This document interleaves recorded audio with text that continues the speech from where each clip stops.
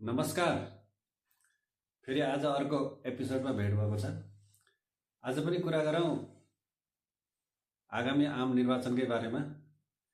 फागुन 21मा हुने भनिएको निर्वाचन के सम्भव होला त?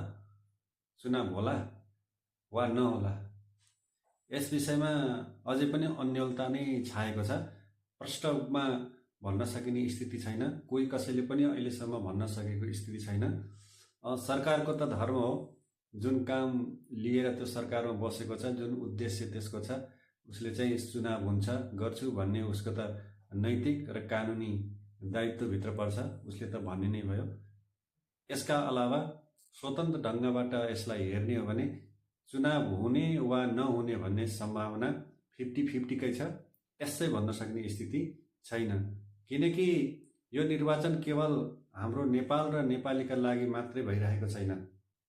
यसमा थुप्रै विदेशी पार्टनर्सहरूको यसमा इन्भल्भ भएको छ। ती पार्टनर्सहरू पक्कै पनि आफ्नो हिडन भेस्टेड इन्ट्रेस्टका साथमा उपस्थित भएका छन्। जबरजस्त रूपमा आफ्नो एजेन्डाहरू यहाँ लागू गर्ने प्रयत्नशील छन्। यसो सरसर्ती हेर्दाखेरि तीन पक्षीय विदेशी दबाव यसमा देख्न सकिन्छ।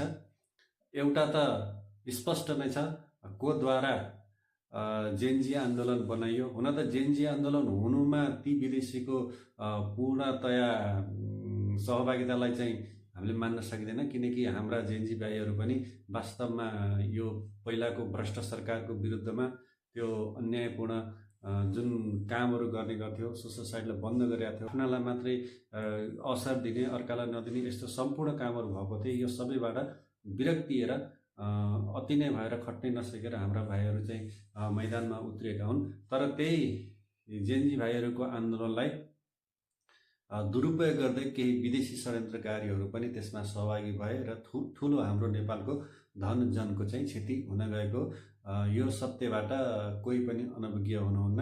आँखा चिम्ले मात्रै हो, नत्र भने सबैलाई यो कुरा चाहिँ प्रष्ट छ। किनभने जेनजी आन्दोलनपछि जुन हुनुपर्ने थियो त्यसो हुन सकेन। जेनजीहरूको माग पनि पुरा भएन। कुन तरिकाबाट सरकार बन्यो, सरकार बन्नुमा कुन संस्थाको हात छ, कुन एम्बेसीले के कति भूमिका निर्वाह गर्यो भन्ने कुरा चाहिँ घाम जस्तै छर्लङ्गै छ। यसको बारेमा त्यति चर्चा परिचर्चा गर्नुपर्ने त्यति आवश्यक छैन होला। त्यसकारण म भन्दैछु, एउटा चाहिँ त्यही पक्ष नै यहाँ प्रत्यक्ष रूपमा सहभागी छ।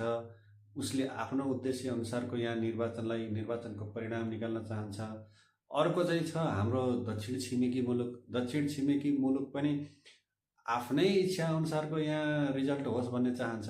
उसले पनि किन चाहन्छ र कि हाम्रो यहाँ आफ्नो आधिपत्य रहेको, आफूले आजसम्म खेलाइ पाइआएको लाई चटक्कै चाहिँ छोडेर अर्कोले त्यसलाई खेलाओस् भन्ने उसले पनि किन चाहन्छ र उसको पनि आफ्नो भेस्टेड इन्ट्रेस्टै होला। त्यस्तै हाम्रो उत्तरी छिमेकी मुलुकको पनि यसमा सरोकार छ, उसको पनि चासोको विषय छ। किनभने उसको त प्रत्यक्ष रूपमा उसको तिब्बतसँग जोडिएको यहाँ प्रश्न देखिन्छ। तिब्बत टुक्र्याउने विभिन्न गिरोहहरू, विभिन्न अन्तर्राष्ट्रिय प्रयासहरू त यहाँ भइरहेका छन् नेपालको भूमिलाई प्रयोग गरेर। त्यसकारण यसरी हेर्दाखेरि यहाँ त्रिदेशीय तीनवटा ठाउँबाट चाहिँ नेपाल चाहिँ चेपुवामा परेको देखिन्छ। तर हाम्रो नेतृत्वगण र मौजुदा सरकारले यो अन्तर्राष्ट्रिय प्रेसरलाई कसरी थेक्न सक्छ भन्ने कुरा चाहिँ यकिन गरी भन्न सकिन्न। अहिलेलाई हेर्दाखेरि पक्कै पनि पश्चिमा जगतको कोल्टामा नै हाम्रो सरकार गएको देखिन्छ। उनीहरूकै नीति निर्देशन, उनीहरूकै चाहिँ आज्ञाको पालन गरेको जस्तो देखिन्छ र त्यो शक्तिले चुनाव होस् भन्ने चाहन्छ। तत्काललाई दक्षिणी छिमेक मुलुक र उत्तरी छिमेक मुलुकले तत्काललाई चुनाव नहोस् भन्ने चाहन्छ, किनकि मौजुदा अवस्थामा चुनाव भयो भने र यसबाट निस्किने परिणामबाट हाम्रा छिमेकी मुलुकलाई, दक्षिण उत्तर दुवैलाई छिमेकी मुलुकलाई फाइदा नपुग्ने, तेस्रो आकाशको मुलुकलाई फाइदा पुग्ने आकलन गरेको हुँदाखेरि चुनाव उनीहरू अहिलेलाई मौजुदा अवस्थामा चुनाव नगराउन चाहन्छन्। तर यत्तिकै भन्न सक्ने अवस्था छैन। यी तीन देशीय बिचमा यहाँ प्रतिस्पर्धा चलिरहेको छ। अब हामी नेपालीलाई अलि कम मात्रै थाहा हुन्छ। त्यसै कारण भन्न खोजिएको हो, चुनाव हुन पनि सक्छ, चुनाव नहुन पनि सक्छ। यसै भन्न सक्ने स्थितिमा छैन। हाम्रो नेपालीको हातबाट अब फुत्किसकेको छ, विषयवस्तुहरू फुत्किसकेका छन्। यसलाई पुनः प्राप्त गर्नलाई धेरै नै सङ्घर्ष गर्नुपर्ने देखिन्छ।